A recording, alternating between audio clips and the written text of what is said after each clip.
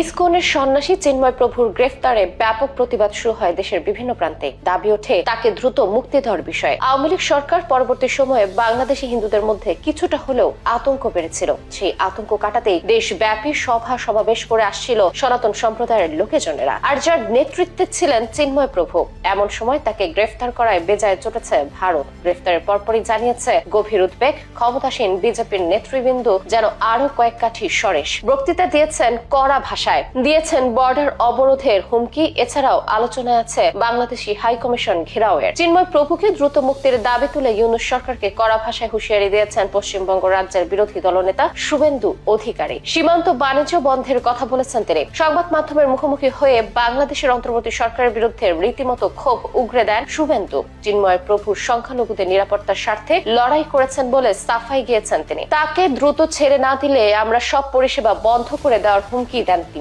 ঘেরাও করা হতে পারে ভারতে অবস্থিত বাংলাদেশ হাই কমিশনও। দুই দেশের এই উত্তেজনা ক্রমেই বেড়ে চলেছে। আগে পেঁয়াজ আর আলু রপ্তানি বন্ধ করেছে ভারত, এবার অন্যান্য পণ্য বন্ধ হয় কিনা সে শঙ্কা প্রকাশ করছেন ব্যবসায়ীরা। তবে বর্ডারে গণজমায়েত বা প্রতিবাদের বিক্ষোভের আয়োজন করলেও তা বাংলাদেশের জাতীয় নিরাপত্তা কোনো ধরনের সমস্যা হবে না বলে মত নিরাপত্তা বিশ্লেষকদের। তবে কমতে পারে বাণিজ্যের পরিমাণ, যার কিছুটা প্রভাব পড়বে দেশের বাজার ব্যবস্থাপনায়। তবে অনেকের অভিযোগ যে বাংলাদেশের পরিস্থিতি মোটামুটি শান্ত থাকলেও তা নিয়ে অতি উৎসাহী মনোভাব দেখাচ্ছেন পশ্চিমবঙ্গের বিজেপি নেতারা। বিশেষ করে আগামী 26 সালে বিধানসভা নির্বাচনের আগে বাংলাদেশ ইস্যুতে একটা হিন্দু কার্ড খেলার চেষ্টায় আছেন তারা। বাংলাদেশের সনাতন নির্যাতন হচ্ছে এমন ন্যারেটিভ দাঁড় করিয়ে পশ্চিমবঙ্গের সমস্ত হিন্দুদের প্রতিবাদী করে তুলে তারা নেতৃত্বে থাকতে চাচ্ছে বিজেপি। অবশ্যই বিষয়ে সতর্ক বাংলাদেশ সরকার। চট্টগ্রামের আইনজীবী নিহত হওয়ার পরে পরিস্থিতি শান্ত রাখার জন্য আহ্বান জানিয়েছেন সরকারের নানা কর্তা ব্যক্তিরা। প্রকৃত দোষীদের খুঁজে শাস্তি দেওয়ার বিষয়ে স্পষ্ট বক্তব্য তাদের। একই সাথে দেশে যে কোনো সাম্প্রদায়িক অস্থিতিশীলতা মাথাচাড়া দিয়ে উঠতে না পারে সে বিষয়েও সবাইকে সতর্ক থাকার পরামর্শ তাদের। তবে বাংলাদেশের চলমান ইস্যুতে